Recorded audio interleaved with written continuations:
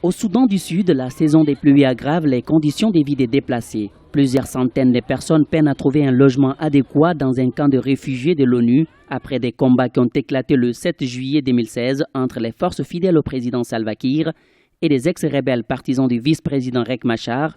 Le nombre de déplacés est revu à la hausse. Environ 9000 nouveaux arrivants se sont installés sur le site de Tomping. On a tout fait pour nous protéger de la pluie, mais malheureusement tout est humide. Les conditions de vie sont très difficiles ici.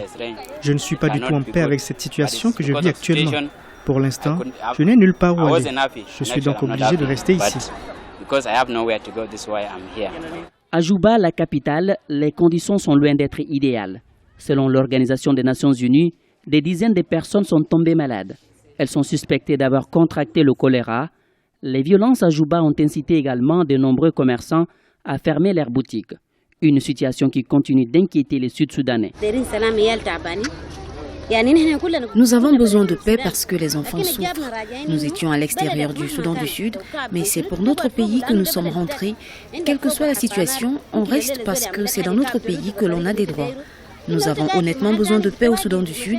Les enfants sont fatigués. Il n'y a pas d'éducation, pas de stabilité, donc nous avons besoin de paix. Dans ce jeune État d'Afrique, l'insécurité alimentaire gagne au sud du terrain. Selon un rapport de l'ONU, le Soudan du Sud compte 4,8 millions de personnes à court de nourriture.